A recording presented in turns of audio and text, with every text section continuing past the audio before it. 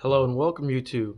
This is Lone from the Lone Wanderer 70 Instagram account, and today for my first YouTube video I'm going to start out by changing out the circuit board on my 1976 GRAN TORINO circuit board. This board controls everything within this gauge panel here. All the lights and everything on here is on here. Not only will we be changing the board, but we're also going to change that regulator there. This, as you can see here, these boards get old, they get frail, and they start to come apart. And although you can push them back into place, you can glue them, it's just not practical for taking it in and out to do this. Good thing I got these ratcheting screw here. Take that out.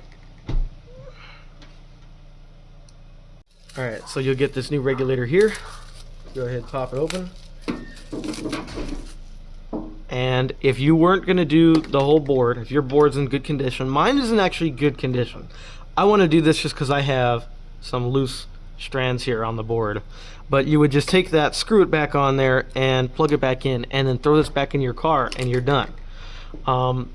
We're not doing that though. I'm changing the board because it does have some areas where it's lifting, and let me get my flash on here, you can see, pull some of these up. These are a little bit boogered up here. They're not in the best condition. This one doesn't even hold it real well. I don't know why it doesn't, but it doesn't. So we're gonna take all of these out.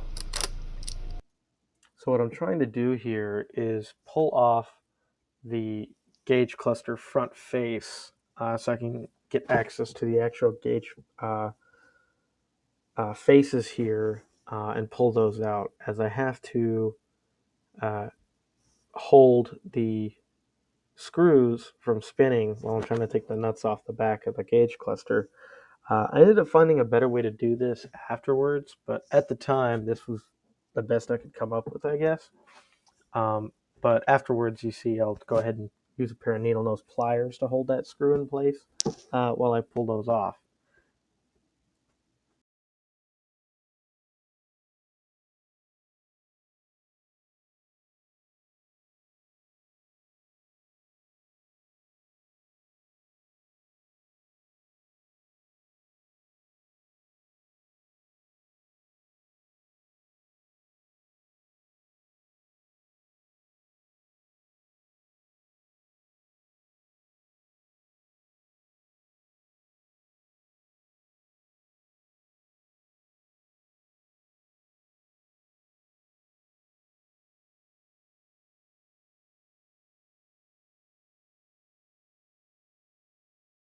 All right, now that we got all these gauges out, because that's how I had to get it out, because mine was stuck over here.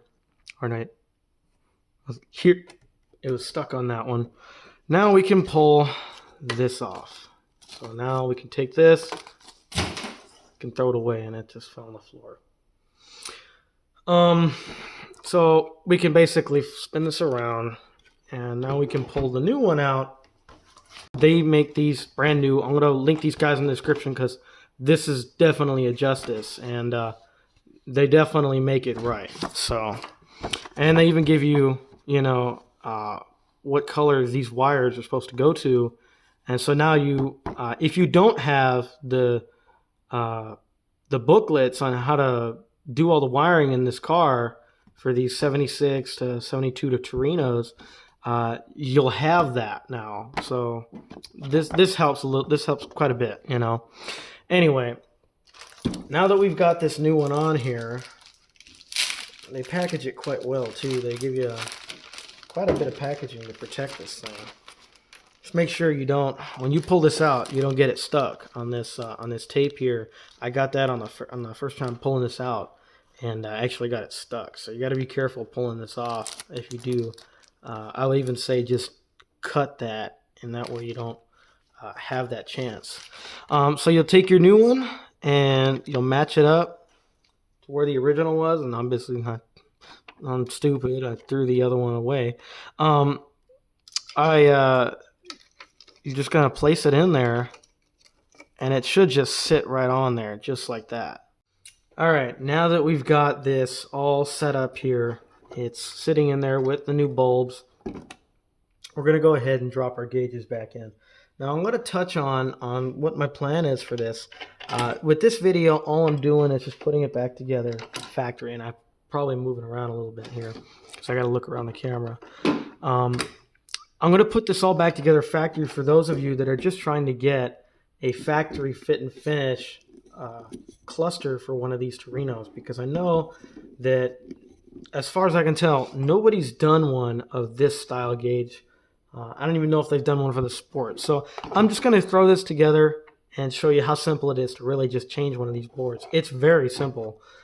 It's as easy as drag and drop, but still, some people are a bit standoffish to try something new, and that's really what I wanted to do, was make it easy as just watching the video and copying it, as the people I used to watch on YouTube used to basically inspire me to do my own stuff, and that's what I want to do for others now. When getting to this point here, you're going to have some that are going to go on real easy, and you can just screw it in there. And they're not going to spin around. But when they do start to spin around, just take a wrench here, this is a 5/16 here, and then take a little needle nose pliers, and carefully, without boogering up your threads, just hold it on there and tighten it like that. And that'll keep it from spinning on you, and you can tighten it to where it needs to be without it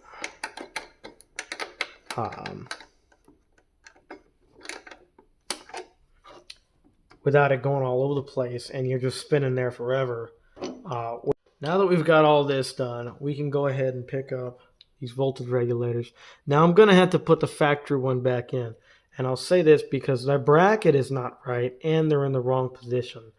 I know I ordered the right one, but when I was sent this, I didn't look at it straight away. I probably should have.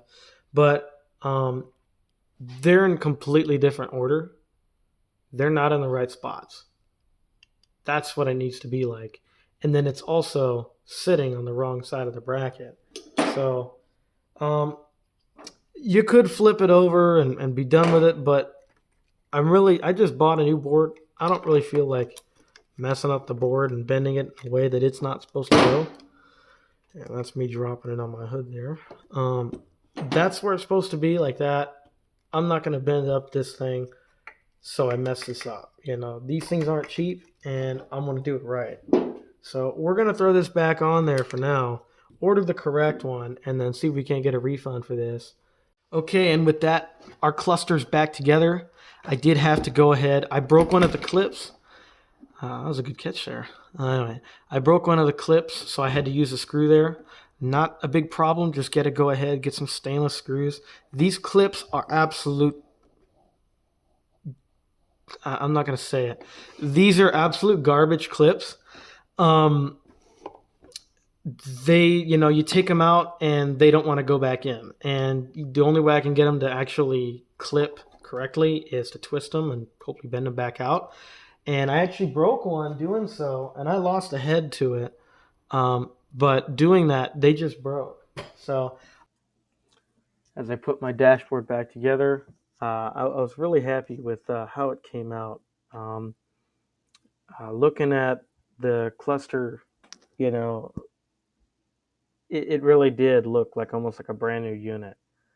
So as I put this back in here,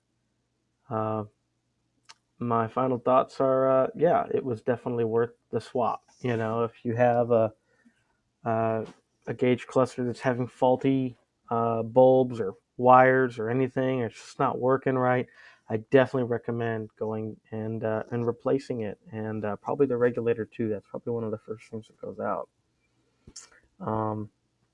But changing both of those things was definitely what this car needed. It was working before, but it had its issues, and sometimes it didn't work. And this kind of just cured all those problems.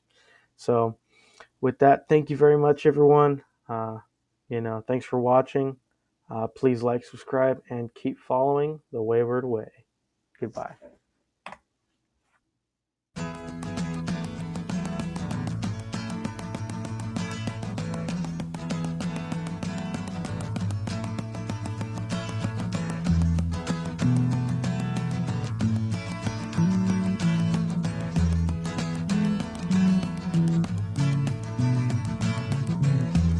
Leaves are falling all around. Time I was on my way. Thanks to you, I'm much obliged for such a pleasant stay. But now it's time for me to go.